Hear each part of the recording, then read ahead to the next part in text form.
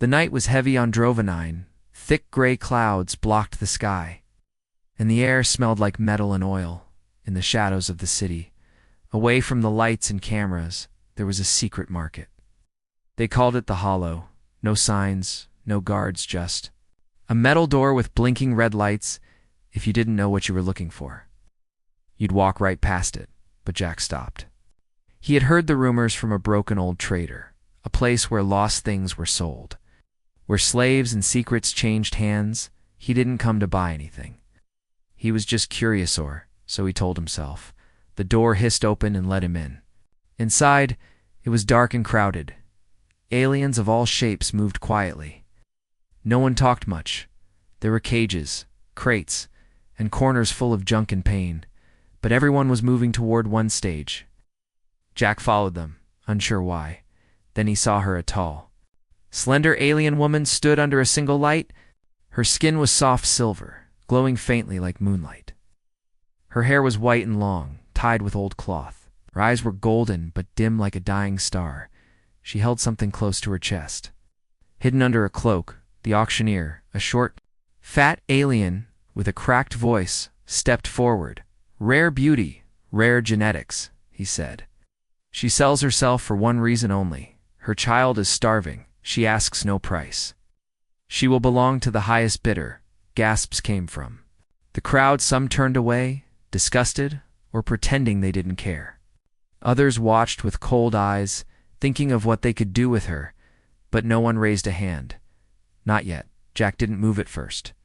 He stared at her face. She didn't cry, didn't beg. She just stood still, holding the child close. Her lips trembled, but her back was straight. The auctioneer barked louder.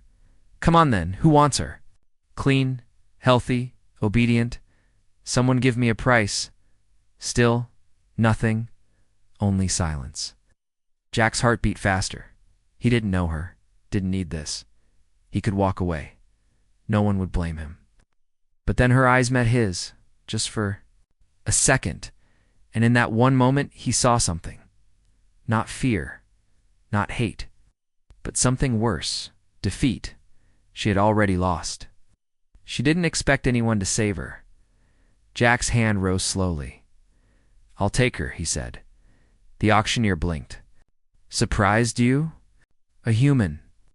Jack didn't answer, he just nodded. He gave a few credits, not even much. The auctioneer didn't argue. The crowd stepped aside as Jack walked forward. The alien woman didn't move. He didn't try to touch her, he just said, "Gently, you're safe now." She didn't answer. She only lowered her head and followed him. As they left, the auctioneer laughed and shouted behind them, "Enjoy your prize, human. Hope she doesn't bite." But Jack didn't smile. He wasn't sure why he had done this. He only knew he couldn't forget her eyes. Outside, the wind was cold. He gave her a coat, but she didn't take it. She was still holding something under her cloak. Jack glanced and saw a small hand, thin and shaking. The child was barely alive. He walked to his ship in silence. She followed without a word. The night around them was quiet, but inside Jack's mind, a storm had started. He didn't know who she was. He didn't know what her story was.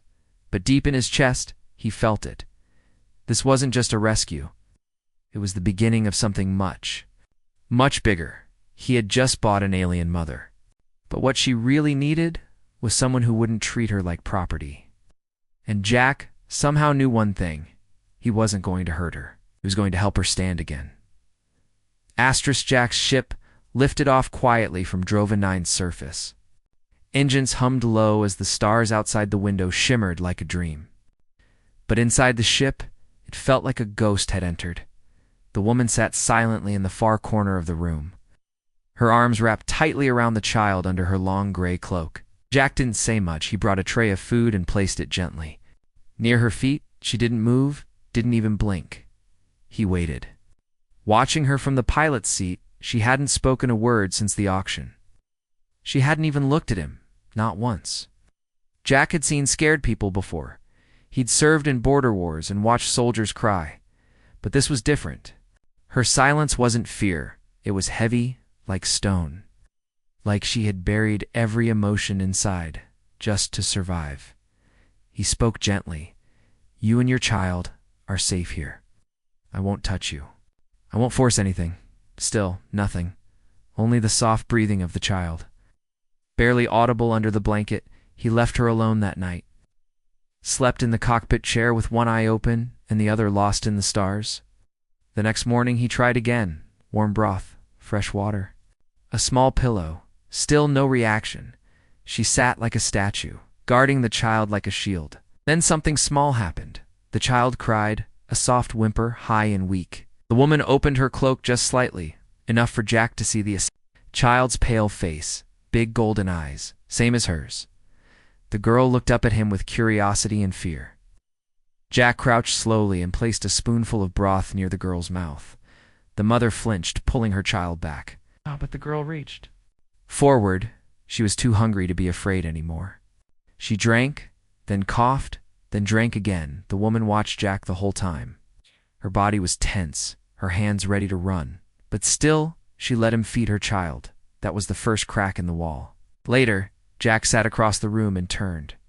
On a soft tune from Earth, nothing loud, just old strings, a melody full of longing. He didn't look at her. He let the music fill the silence. Then she whispered, so quietly he almost missed it. Why? Jack looked up. She was still staring at the floor, but her lips had moved. He leaned forward, not sure what she meant. Why? What? She didn't answer, just tightened her grip on the child, and said again, this time louder, why haven't you used me yet? Jack blinked. He understood now. She thought he was waiting. Waiting to claim her like property, like all the others before. She was expecting pain. Commands darkness, but Jack only stood up slowly and shook his head. I didn't buy you, he said softly. I saved you. Silence again, but this time it wasn't cold. It was confusion. She wasn't ready to trust. But now, she didn't know how to hate him either, and that scared her more. That night, she didn't sleep in the corner. She moved closer to the wall, near the heater, still quiet, still guarded, but closer. Jack smiled to himself as he saw her child sleep peacefully for the first time. No crying, no shivering, just quiet breath. He didn't expect a thank you. He didn't want one. He only hoped she would see that not all humans were cruel, not all wanted something in return. He whispered to the stars above, tomorrow I'll show her more kindness. And maybe, just maybe, she'll believe it's real. The ship drifted in quiet space. Stars moved slowly past the windows like silent watchers. Inside, warmth had started to return, not in heat, but in small things. The child, now fed and resting better, had started to peek out from under her mother's cloak. She was tiny, no older than for Earth years, skin like smooth silver pearl, eyes golden like sunrise. She didn't speak the human language, but her laughter came anyway, soft and sweet. Jack had found an old Earth toy in a box under his bunk, a small plastic soldier with one arm missing. He didn't think much of it, but when he placed it near New Ray, the girl, her tiny hand reached out. She tapped it, then grabbed it tight. Her mother tensed, unsure what it meant. But Jack only smiled and said, he's yours now. The girl blinked, then giggled. Her voice was weak but clear, like wind over soft sand. It was the first time the ship felt alive. Jack sat across the room and watched. She walked unsteadily toward him on small feet, then fell. He moved to help her, but stopped. Her mother growled quietly. A warning, protective, fierce. Jack raised his hands, showing he meant no harm. I won't touch her, he said.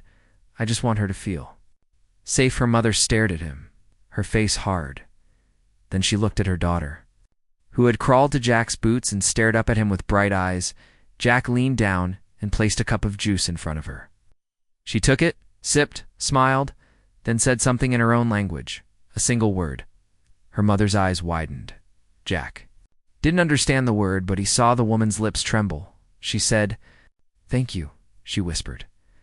Jack was quiet for a moment, then said gently, she's strong. She's brave like her mother that night. Something changed. The woman didn't hide in the corner. She stayed closer to Jack, sitting near the heater with her child in her lap. She still didn't smile, but her eyes no longer looked empty.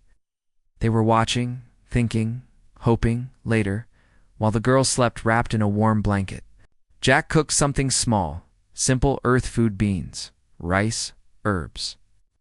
He placed a bowl beside the mother. She didn't touch it at first, but the smell pulled at her hunger. She picked up the spoon, hands shaking, ate slowly, like someone who had forgotten how. Jack said nothing, just turned away to give her space. Then, out of the quiet, she spoke. "What do you want from me?" Her voice was flat, tired, but not angry, just confused. Jack looked at her and replied calmly, "Nothing. I didn't save you to own you. I just couldn't walk away." She stared at him, eyes wide. She had heard lies before, many of them, but his face didn't show greed or pride, only sadness and something stranger: kindness. "You gave her food," she said softly. "You gave me warmth. But why?" Jack didn't have a good answer, so he spoke from the heart. "I saw a mother willing to give everything for her child. I saw courage, and I couldn't pretend I didn't." She looked down at her child, who was now holding the broken toy in her sleep for the first time. The woman let go of the fear in her hands, just for a moment that night, as the stars drifted by. She said her name quietly, almost like a secret. "My name is Elari," Jack whispered back. Jack then smiled. "Glad to finally meet you, and in that small ship." Between two broken souls and a sleeping child, something new began to grow. Not romance, not yet, but trust. And trust, in a galaxy full of betrayal, was the rarest thing of all. The stars looked peaceful outside the ship, but peace never lasted long in Jack's life. He was used to trouble, used to danger, but this was different. This was trouble he had invited in. Elari was no longer just a stranger. She was beginning to heal. Her daughter laughed more each day. The quiet girl even gave Jack a name. She called him Hannah. In her tongue, it meant protector. Jack didn't say much about how that word made him feel. He just worked harder to keep the ship running, to make meals, to keep them both safe. But on the 6th day, as they flew near the border of neutral space, trouble finally knocked.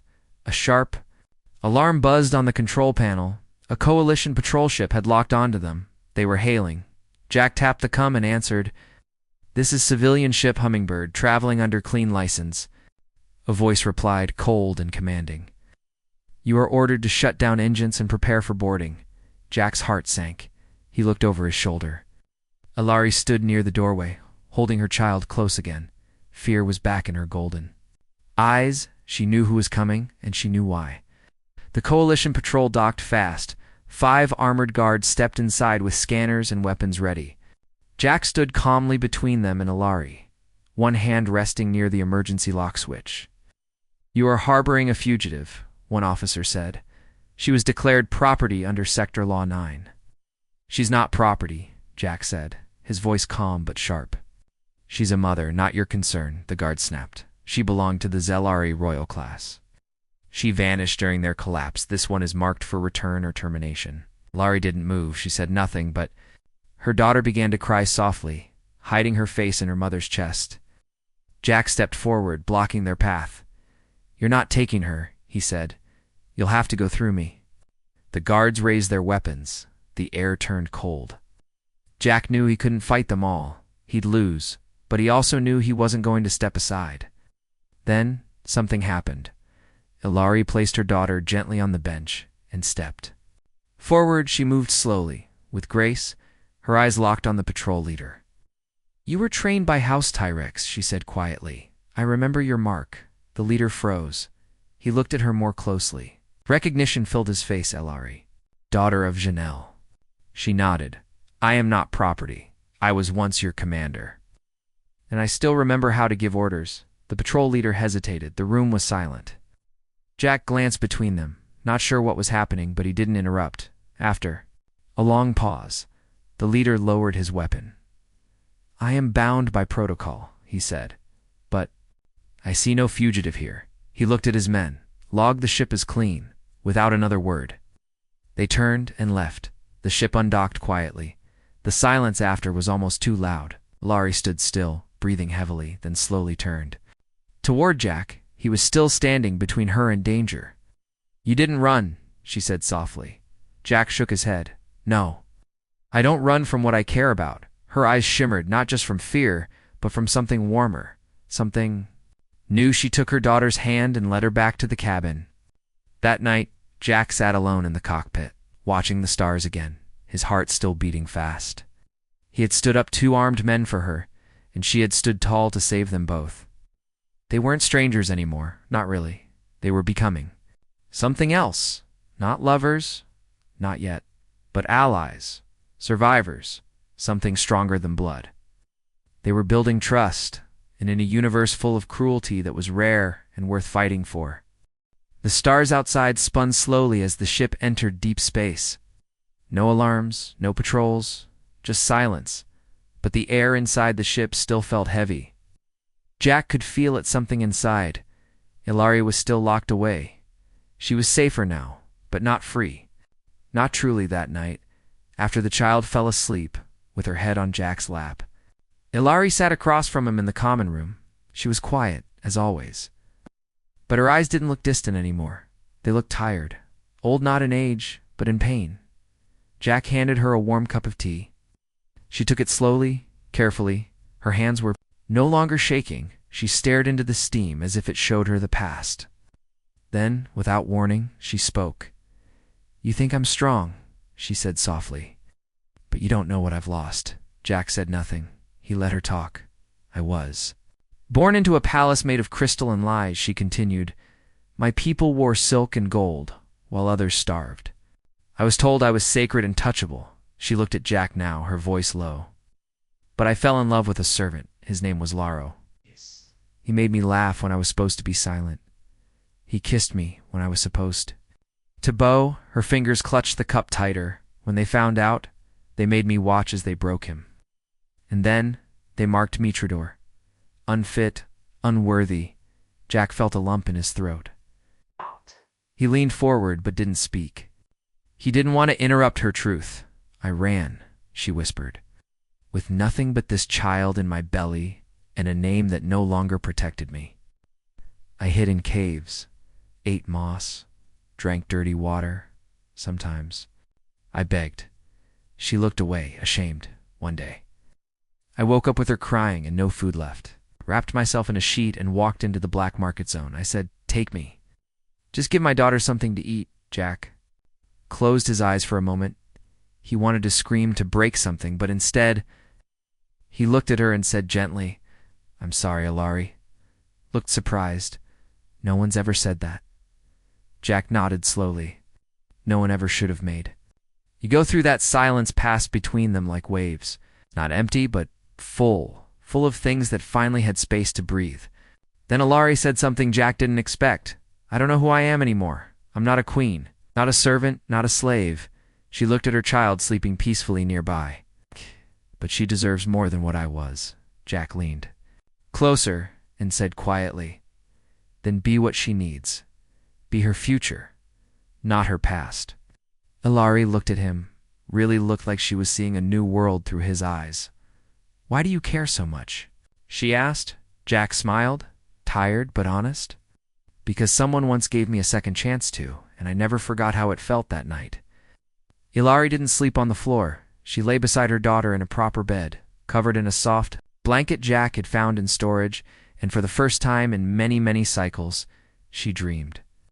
Not of running, not of pain, but of a home, a real one, where the stars weren't cold, and the walls didn't echo with fear. And in her dream, she stood under a blue sky with her child, and a human who never asked her to kneel, only to walk beside him. The journey through space was quiet now. No alarms, no patrols, no more hidden fear behind every corner. But Jack knew they couldn't stay on the ship forever. Ilari and her daughter needed more than drifting stars and metal walls. They needed a place where no one asked for chains or titles, where her name didn't bring trouble, where the child could run and laugh without hiding. Jack had one place in mind. It wasn't on any official map. No one advertised it. No one talked about it on galactic networks. But if you were desperate, lost, or broken, someone would whisper its name. New Ember. A colony built by humans and aliens alike. Survivors of war, Refugees of power, people who wanted nothing but peace. Jack sent out a coded request and waited. For days, they drifted. Ilari began helping him with ship repairs. Small things. She didn't ask what he was planning, but she could feel it. Change was coming. Then a message blinked green on the console. Coordinates received, landing approved. The ship descended. Through misty clouds and landed on soft grass, not steel, not dust grass. Real trees stood tall outside. Fresh air filled the cabin. Ilari stepped out slowly, holding her daughter's hand. Her silver skin shimmered in the sunlight. She looked around, stunned. Bird-like creatures chirped in the distance. Alien children ran past, laughing. No one looked twice at her. No one stared. Jack spoke gently behind her. They don't care. Where you're from here, as long as you work hard and don't bring war, they welcome you. Ilari nodded slowly. She didn't speak. She was too full of emotion. An old human woman walked up to them with a soft smile. She had a robotic leg and warm eyes. You're the one Jack spoke about, she said kindly to Ilari. Come, let me show you where your room is. Room, not cage, not cell. A room, it was small, but it had a real bed, a window, and a heater. The child ran to the bed and bounced on it. Giggling, Ilari stood frozen in the doorway. Her hands trembled as she reached out and touched the soft blanket. She looked at Jack, unsure. This is mine, she whispered. Jack nodded. Yes, no one will take it from you that night. Jack sat outside under a tree. Ilari joined him, holding 2 cups of warm root tea. They didn't say much at first. Just watched the stars blink through the branches. Then Ilari finally spoke. She smiled all day. My daughter. She didn't cry once. Jack smiled softly. She's starting to believe. Ilari looked at him with those golden eyes. But what about me? Long until I forget to be afraid? Jack didn't answer quickly. He looked up at the stars and said gently, as long as it takes, and I'll be here the whole time. She nodded. Silent tears falling without shame. And for the first time since they met, she leaned her head on his shoulder, not as a slave, not as a broken woman, but as someone learning how to live again in New Ember. No one asked who she used to be. No one cared if she was royalty or ruin. They only asked, what do you need today? How can we help? And as her daughter laughed with new friends and built toy forts out of pillows and branches, Ilari finally whispered a truth she had never dared to say aloud. This place feels like home. The sun rose gently over the hills of New Ember. Golden light poured into the small room where Ilari and her daughter slept peacefully. No alarms, no chains, no cold metal walls, just soft blankets, fresh air, and the smell of morning bread. Jack stood outside their small home, watching children run through the fields. He wasn't a soldier anymore, wasn't a buyer, wasn't a rescuer, just someone who cared, someone who had found something worth staying for. Ilari stepped out quietly, her long silver hair tied in a braid. She wore simple clothes, nano-royal silk. Number-hiding cloaks? She didn't need them. She walked up beside Jack and handed him a cup of tea. Their fingers touched for a moment. She didn't pull away. Not this time. She sleeps better here, she said softly. She doesn't wake up crying anymore. Jack nodded. I noticed. She's growing stronger. Ilari looked down at her hands, then at Jack. I never thought I'd see her laugh again. I never thought I'd be free. A voice interrupted the quiet. A small drone flew in, dropping a message onto Jack's console. He opened it. His eyes scanned quickly. Then his expression changed. What is it? Ilari asked, sensing the tension. He turned to her. Sirius, they found your name. Someone in the coalition tracked it through old palace records. They know you're here. Her face went still, not afraid, not panicked, just calm. I won't run, she said. Not again. Later that day. A small envoy ship landed at the edge of the settlement. 3 armored officers stepped out. Faces hidden behind shiny masks, they asked for Ilari. Jack stood at the gate when they arrived. Ilari stood beside him. So did her daughter, clutching her hand. The lead officer stepped forward, holding a datapad. Ilari of Zellery bloodline. He said, You were marked for reclamation, Jack moved forward, blocking their view. She's not going anywhere, but Ilari placed a hand on his shoulder and stepped ahead. She looked at the officers, unshaken. I am Ilari, she said. Clearly, I am no longer royal. No longer your prisoner. I am a mother, and this is my family. The officers exchanged looks. One raised a scanner, pointing it toward her child. Mixed blood, he muttered. Human influence. Jack stepped closer. I took her in. When no one else would, she's not your problem anymore. There was a long silence. Then the lead officer shut off his scanner. No bounty remains, he said. The claim was erased during the last update. He looked at Ellery once more, then turned to leave. You're forgotten, he said flatly. Live quietly. And we won't return. They left without another word.